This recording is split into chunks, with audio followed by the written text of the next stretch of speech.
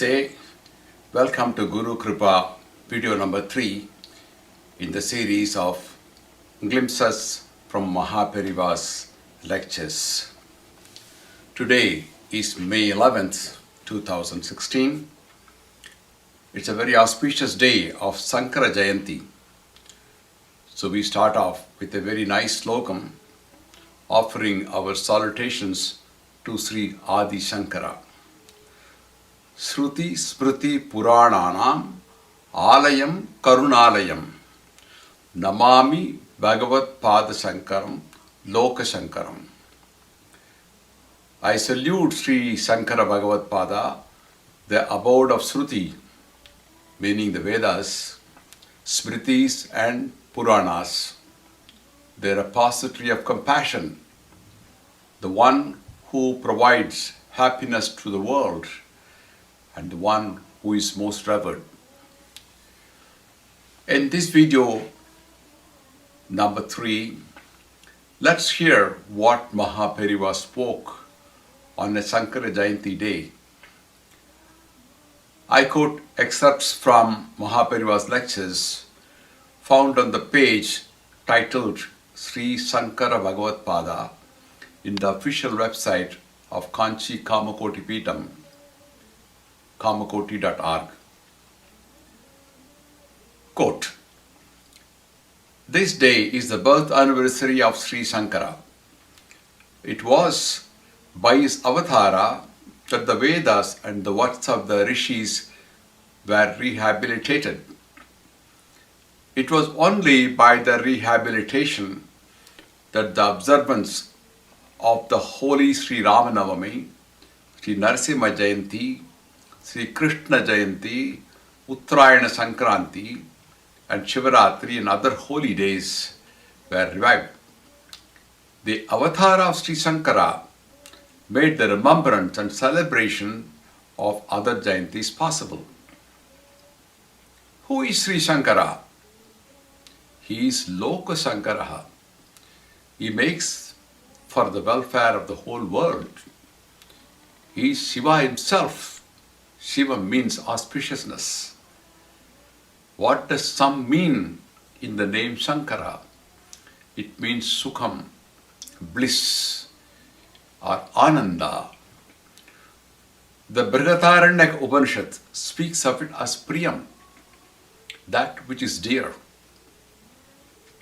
Ordinarily, the people of the world do not know where that some Priyam or Anandam can be found.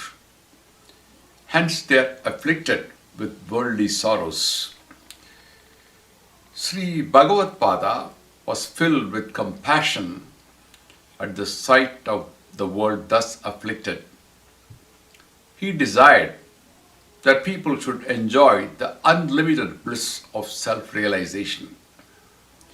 What is that bliss by realizing which Sri Sankara himself left misery far behind?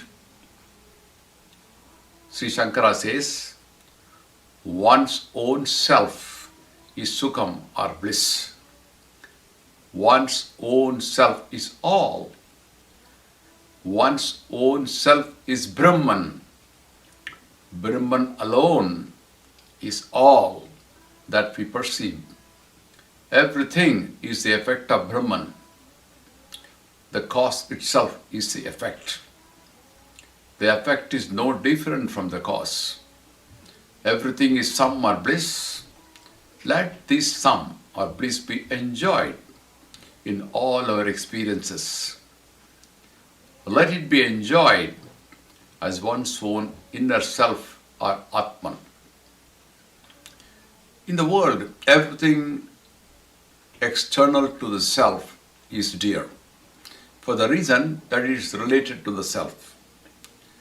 The self alone is ultimately dear to everyone. Realization of the self as non-different from Brahman is supreme bliss. Sri Sankara sought that Paramatman is one. Tat, everything is Brahman, and that all is one. What the Veda taught is also what Shankara taught.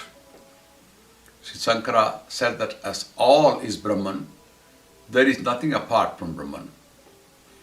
Expounding his bhashyas and the truths enshrined in the Upanishads in a language which is profoundly sublime and yet transparently simple, the ascetic that was Sri Shankara traversed the whole of the Bharat Bhumi on foot, from Rameshwaram in the south to the Himalayas in the north. Rivers and sacred spots, villages, towns and temples have all been sanctified by him. Their spirituality augmented by his yantras and mantras and the invocations he made. Generally speaking, there is no holy spot in India whose sanctity has not been heightened by his association. Even now, in every part of the country, people speak with pride that the temple in their place has been sanctified by Sri Shankaracharya and made famous by the yantra that he established. In all regions where Vedic studies were prevalent, there is no spot where Sri Shankara's bhashyas have not been studied with devotion by those who sought liberation. Even now, Sri Shankara's bhashyas are learnt in every place where Vedic studies are in vogue. The growth of modern science is said to be responsible for the intense increase of lethal weapons calculated to destroy all life and pregnant with infinite danger to the world. Yet from another angle, on calm and careful reflection, it will be clear that the growth of science shows the way for the promotion of peace among men. 50 years ago, physicists held the view that matter was made of a number of distinct elements, and they held a theory of absolute difference among things. Now, however, denying the distinctness of individual elements of matter and mutual difference between what is with form and what is without form, they proclaim that they are all evolutes of one energy. Thus, it will be clear to all thinkers that modern scientists are giving up the theory of difference and are gradually getting oriented to the philosophy of non-difference. Especially great savants like Einstein, Sir James Jeans and Eddington have come very near to the doctrine of Advaita taught by Sri Shankara Bhagavad-pada.